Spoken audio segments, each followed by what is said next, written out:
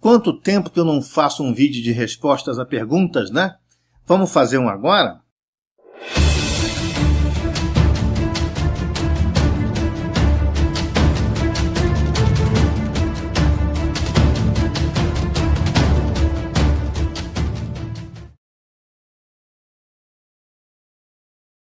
Tem aqui uns e-mails que eu recebo que são e-mails longos. Olá, boa tarde, Ailton. Eu sou da Bahia e já frequentei muito a Assembleia de Deus.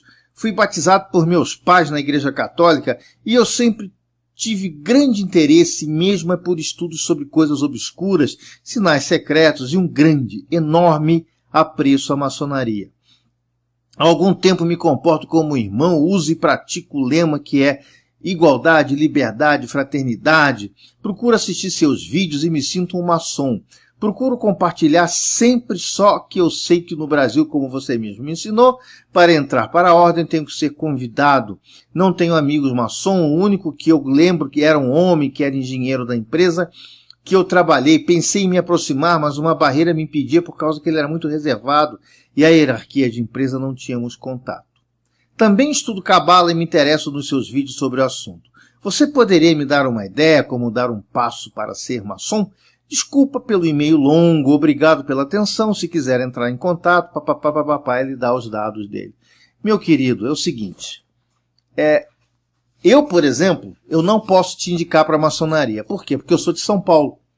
Você tem que ser indicado por alguém no mesmo lugar onde você mora. O que eu recomendo? Mesmo que essa pessoa te fosse hierarquicamente maior que você, vai lá e conversa com ele. Boa tarde, senhor, tudo bem? Olha, eu sei que o senhor não me conhece, mas aí você conta a tua história da maçonaria. O máximo que ele vai dizer para você é não. E o não já está garantido, né? De qualquer maneira, você já tem um não. Então é assim que as coisas acontecem. Procure conhecer um maçom e seja direto. Fala com ele, eu quero entrar para a maçonaria. Você vai deixar? Ah, não, tá bom, então eu vou procurar outro. É assim que faz, tá? Eu sei que esse sistema brasileiro de convite é um sistema muito complicado. Eu também não concordo, sinceramente eu não concordo muito. Se você for na maçonaria de outros países, não é assim, né? É como se fosse um processo seletivo. As pessoas se apresentam, as que têm vontade, e você faz a seleção. Aqui no Brasil, por causa desse negócio essa coisa do brasileiro, de quem conhece quem tem conhecimento se dá bem, né? A coisa do compadismo, do conchavo, isso acontece muito, né? O que eu te aconselho é o seguinte, procure alguém que é maçom, exponha seus problemas, tá? E a pessoa vai dizer sim ou não, mas não tenha medo do não. O não faz parte da vida, a gente recebe não a vida inteira. Toda hora a gente recebe um não pela cara aí. Tá? E nem por isso a gente vai morrer. Tá? Uma hora vai aparecer o sim. O que você tem que fazer é perseguir o sim e não ter medo do não. Tá ok?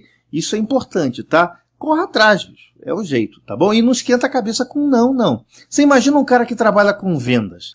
Outra pergunta, senhor Ailton, boa noite, vi seus vídeos e creio que talvez o senhor seja a pessoa que eu procuro para esclarecer minhas dúvidas. A primeira é sobre dragões, pois mesmo antes de estudar magia eu já tinha contato com uma linda dragonesa.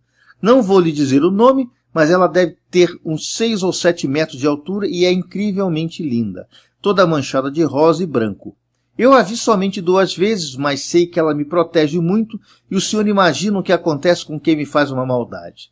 Não vou nem entrar em detalhes, eu a amo muito e tentei encontrar um dragão rosa. Não achei, claro. Comprei um verde que eu sempre via na loja, mas era caríssimo e não sei porque de repente passo na loja e estava menos da metade do preço. Gostaria que o senhor me falasse sobre dragões. Aí ela mandou a foto do dragãozinho dela. Minha querida, é o seguinte, uma coisa que a gente tem que entender bem. O dragão é um ser mítico. Não existiu dragões, pelo menos até agora não há provas da existência de dragões. A mitologia dos dragões foi tirada exatamente da mitologia dos dinossauros. Por quê? Porque as ossadas de fósseis, né, elas não apareceram agora de repente. Elas já nos tempos muito mais antigos da humanidade também apareciam. E as pessoas tiraram conclusões, né? Você pode ver que a maioria dos formatos dos dragões é exatamente parecido com o formato dos dinossauros que existem agora. Eu acho que, como egrégora, eu acho muito bacana você fazer aí, ter a sua fé com dragões, eu acho muito bacana, mas dentro do ponto de vista de egrégora, tá? Porque, sim, na mitologia, o culto aos dragões é um culto bem bacana, e se você for olhar, por exemplo, o Wicca, né? A Wicca trata muito bem desse assunto.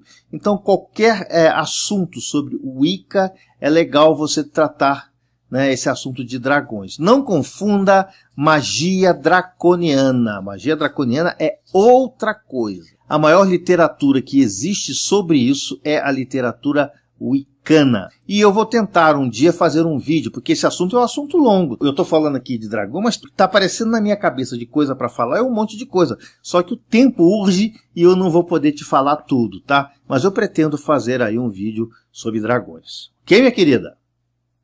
Boa tarde, saudações fraternais. Querido Ailton, gostaria de lhe fazer uma pergunta sobre o Zohar e o Torá.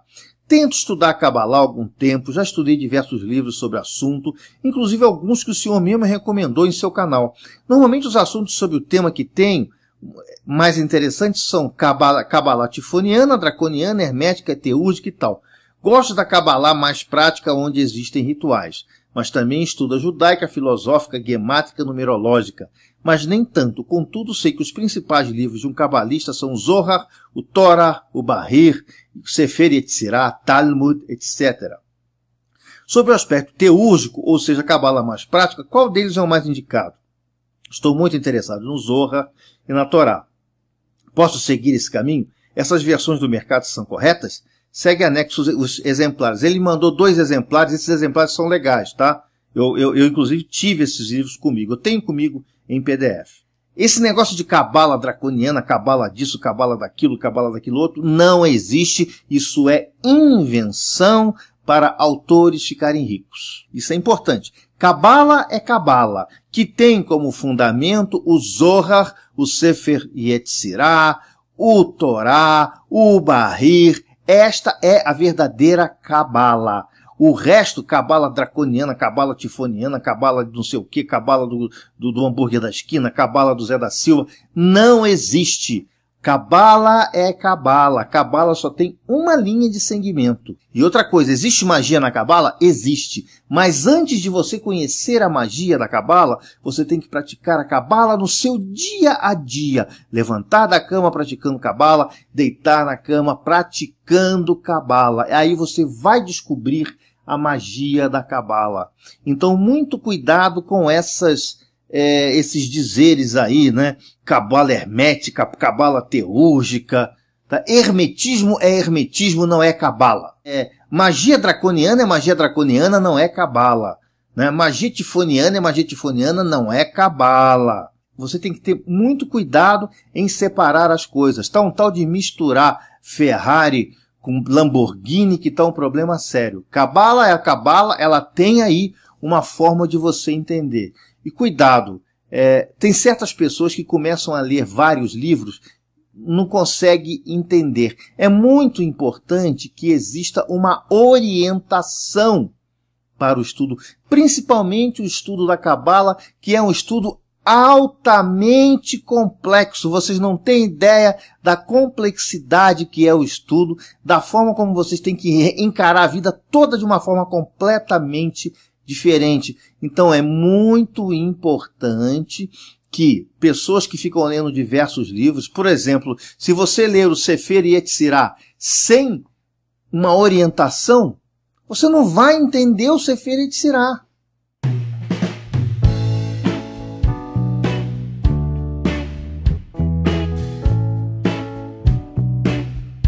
Ciências, que posso chamar de ciência, como a cabala, não são fáceis de se aprender como um autodidata.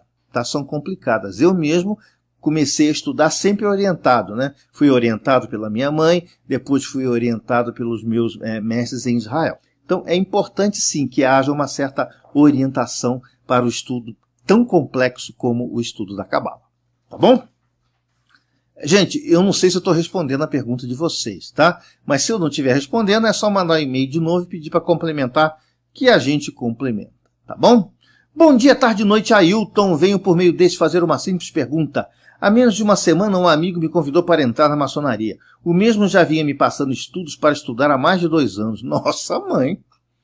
Pois bem, na minha cidade, fisicamente, existem duas lojas. A loja Lessing 61 e a loja Plácido de Castro. A loja Lessing responde para o Grande Loja do Rio Grande do Sul. E a loja Plácido de Castro responde para o Grande Oriente do Rio Grande do Sul. Meu futuro padrinho é associado a Plácido, logo responde ao Grande Oriente. Gostaria de entender essa diferença de Grande Loja para Grande Oriente.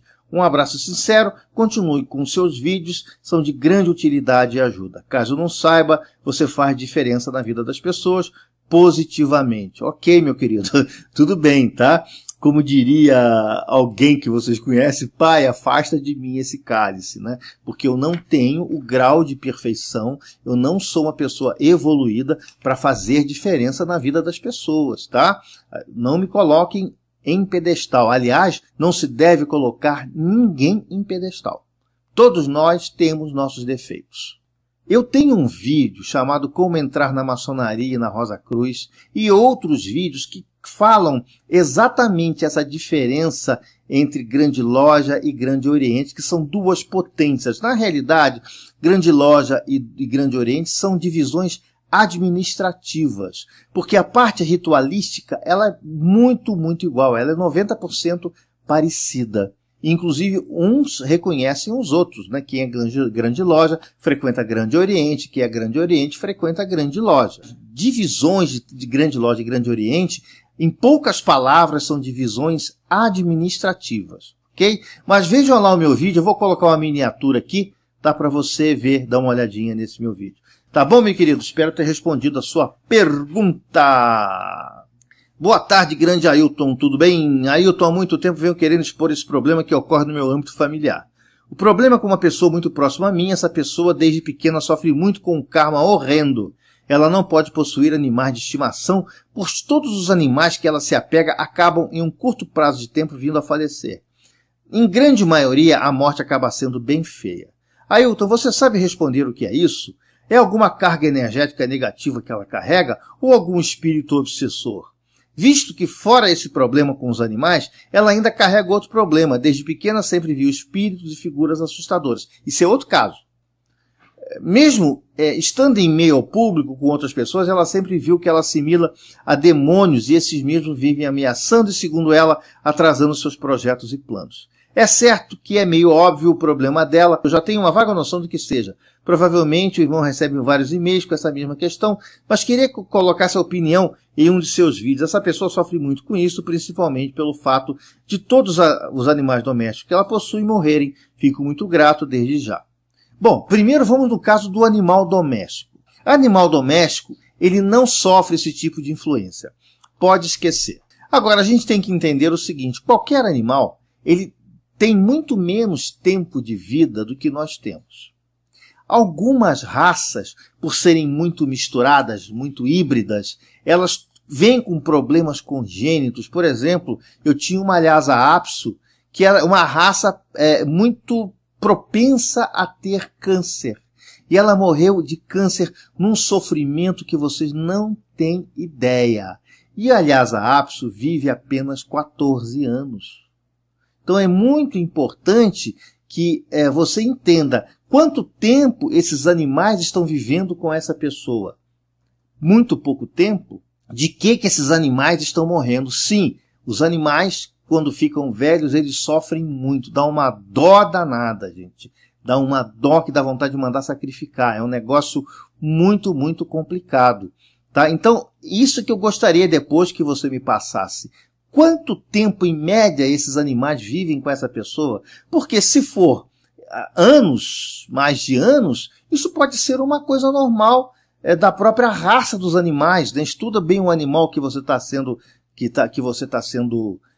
dono, e você vai entender, né, quanto tempo vive, quais são as doenças mais frequentes, porque essa coisa dos animais morrerem de câncer, isso tudo é culpa nossa, gente. Porque a gente que fica misturando genes, misturando raça, e acaba dando esses problemas, né? Agora vamos ao outro caso dessa pessoa estar vendo coisas. Isso é, com certeza, terceiro olho aberto. Ela está com o terceiro olho muito aberto. Então ela está aberta a qualquer tipo de influências. Né? É importante que você a leve ou numa casa espírita, para poder fazer esse fechamento. Uma casa apométrica seria bem melhor, ela iria tratar disso de uma forma bem mais, entre aspas, científica. Ou pegar uma pedrinha de hematita, colocar aqui, né, sempre quando for dormir, deixar essa pedra de hematita que vai ajudar a melhorar isso. Mas o ideal é descobrir a causa, né? Tá? Não adianta você ter dor de cabeça, tomar aspirina e não saber a causa. É importante que você vá numa casa apométrica, numa casa espírita e procurar saber por que essa pessoa está tendo essa abertura muito grande aí da terceira visão. Tá? Se isso é uma coisa que aconteceu com ela desde pequena, tá? Se ela sempre teve esse problema, é uma coisa. Isso quer dizer que ela tem que trabalhar isso porque é uma mediunidade bastante exacerbada, mas de qualquer maneira tem que fechar a terceira visão. E se isso ocorreu de uma hora para outra, você tem que saber qual foi o fenômeno que disparou isso, qual foi a causa que ocorreu para disparar isso. Então aí sim a gente poder tratar de como é que isso pode curar. Tá bom, meu querido? Espero que eu tenha resolvido as tuas dúvidas. Tá bom? Bom, um outro e-mail aqui, talvez o maior deles, né, que diz o seguinte: olá, Ailton, tudo bom? Faz muito tempo que tenho acompanhado seu canal, já nos comunicamos anteriormente e você me ajudou muito num problema que tive com sonhos, onde por ano tive sonhos com o oceano. Nesse ano que passou de 2015, tive a revelação final desses sonhos, tanto que parei de sonhar. Agradeço por ter me esclarecido e me ajudado naquela época, pois foi com a sua orientação que com as graças de Deus que pude resolver o meu problema. Mas com as graças de Deus, com a minha orientação, tá bom? Hoje venho pedir a sua ajuda novamente em uma situação que ocorre com meus tios. É um casal, eles vêm passando um momento difícil em sua casa. A casa deles, onde moram, localizada na região de Florianópolis, tá? No bairro dos Ingleses. Eles estão tentando vender a casa faz um bom tempo. Porém, até o momento não conseguiram, pois querem voltar para Curitiba, seu local de origem, pois aqui a situação ainda é bem difícil. Chegaram até a passar fome. Bom, vamos lá primeiro falar da casa. Bom, uma coisa a gente tem que entender. Quanto tempo eles estão tentando vender essa casa? Se é recentemente, é claro que a crise atrapalha. Hoje, vender uma casa com essa crise toda que está ocorrendo é um problema sério. Tá? É muito difícil vender. Então, se realmente for há pouco tempo que eles estão querendo vender a casa, o problema é crise mesmo. Agora, se o problema é antigo, não conseguem vender a casa há bastante tempo, pode ocorrer que a casa esteja com algum problema, se a casa é feia, se a casa é mal localizada, se a casa é muito cara em relação ao mercado. Isso você tem que ver. Isso eu estou falando do ponto de vista material. Vamos ao ponto de vista espiritual. Se há alguma coisa obstruindo o caminho dessas pessoas, pode ser que haja. Tá? Pode ser que haja alguma coisa obstruindo isso. Tá? E a casa não é vendida. Que pode ser resolvido também com rituais de prosperidade, com uma série de outras coisas. Mas sempre é importante você tentar descobrir a causa. Descobrindo a causa, você descobre o remédio. É o que eu falei da dor de cabeça. Você toma uma dor de cabeça, toma uma aspirina, a dor de cabeça resolve, mas o que está dando a dor de cabeça não está resolvendo. Então é muito importante que faça um estudo mais profundo. Continuando. Tá difícil chegar até a passar. A minha tia está com problemas sérios no fígado, necessita de um transplante de fígado, porém aqui, infelizmente, não estão conseguindo e lá a tia ficará mais perto de sua irmã, minha sogra, que pode ajudá-lo. O que ocorre é que conseguimos uma pessoa para trocar a casa dela por uma casa em Curitiba e ainda ter retorno de valor. Porém, a pessoa, quando veio visitar a casa, ao passar em frente, sentiu uma energia muito ruim, uma dor de cabeça forte e desistiu de fazer a negociação. Olha, será que é isso mesmo, a desculpa que ela deu? Ela pode não ter gostado da casa e deu uma desculpa dessa. Tá? Isso é uma das coisas. Tá? Uma outra coisa, é muito difícil socorrer, só se essa casa tiver com alguma coisa muito pesada. Uma coisa que eu te aconselho também, pesquisa o histórico dessa casa, o que aconteceu nessa casa, porque as coisas não ocorrem sozinhas. Deve ter acontecido alguma coisa dentro dessa casa que disparou um processo aí, que eu posso chamar de poltergeist, algum processo dessa forma, que deu início a isso tudo. Mas você tem que fazer uma pesquisa profunda para saber exatamente o que disparou esse processo. O mundo, segundo a Cabala, é um mundo de causa e efeito. Nada acontece sozinho, tudo tem uma causa. Então, o que é que causou esse problema da causa? Essa pessoa, uma mulher estava com seu noivo, que é reikiana há 40 anos, está aí explicado, né? E ele sentiu e viu também. Eu cheguei a ter uma visão dentro da casa uma vez aqui, vi um tipo de gato meio humano, com pelo de gato enorme se aproximar da cama, que estávamos dormindo, eu e meu noivo, mas foi só. E voltando ao assunto, desistiram dos negócios. A tia chegou a realizar a cirurgia espiritual numa casa espírita aqui perto, mas suas dores retornaram e sabemos que se ela continuar morando aqui, poderá vir a falecer devido à falta de tratamento e nas energias da casa. Isso realmente você tem que fazer. O que você tem que fazer, independente de qualquer coisa, qualquer origem do problema, você tem que afastar a sua tia dessa casa. Afaste imediatamente a sua tia dessa casa. Mesmo que não consiga vender, afaste a sua tia dessa casa. Que pode ocorrer, existem diversos fenômenos que eu poderia te explicar, levaria horas para te explicar aqui, que podem estar acontecendo. Até fenômenos de ordem psicológica, também. Tá? Também, não estou dizendo que é só. Nessa casa também faleceu a sogra de minha tia, e depois disso a tia pegou um costume de guardar roupas usadas e fazer um brechó, coisa que sabemos que pode ajudar a atrair energias ruins. Pode, às vezes alguma coisa dentro desse material de brechó pode ter feito lá, mas isso também faz-se uma limpeza. E do jeito que você está contando isso não é de brechózinho não, isso é de uma coisa mais forte que aconteceu recentemente. Essa não foi a primeira vez que a tia foi avisada sobre as energias das coisas da casa. Em uma festa que ela chegou aí em um centro de Umbanda, um herê aproximou-se dela e o convidou para ver em casa, e ele respondeu que aqui dentro tinha algo muito feio, ele não poderia estar aqui. Peço seu auxílio, mais uma vez, se possível, uma orientação. A limpeza física já estou fazendo por nossa conta, ajudando a tia, eu e meu noivo, porém, sei que para uma limpeza mais profunda não basta ela limpar a casa ou tomar passe de reiki. Além disso, caso seja um objeto que ela tenha guardado em seus itens pessoais, mesmo que ela se mude, a energia poderá acompanhar eles para a nova casa. Vamos lá. Primeira coisa que você tem que fazer: contratar um radiestesista. Contrate um radiestesista bom para fazer exatamente procurar onde é que está surgindo essa energia, se é do brechó, se é da roupa, e qual é o ponto da casa onde há esse ápice de energia, porque normalmente esse tipo de coisa acontece em determinados pontos da casa. Isso você tem que fazer, contratar aí o radiestesista. 2.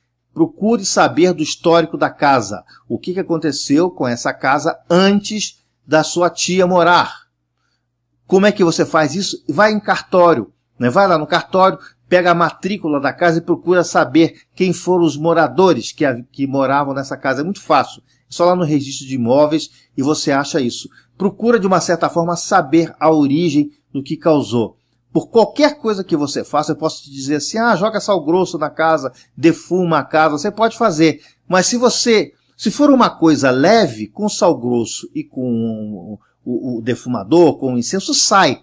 Mas se for uma coisa pior, é muito importante que você saiba a origem do que ocorreu nessa casa. Então vamos lá. Tirar a sua tia da casa, contratar um radiestesista e pesquisar a origem da casa. Com isso em mãos, manda um e-mail para mim, que aí eu vou poder entender melhor e estudar melhor o seu problema. Porque eu não vou ficar dando soluções de uma coisa que eu não sei o que está acontecendo. Tá bom, minha querida? Tudo de bom para você. Vida longa e próspera, Ailton Alves.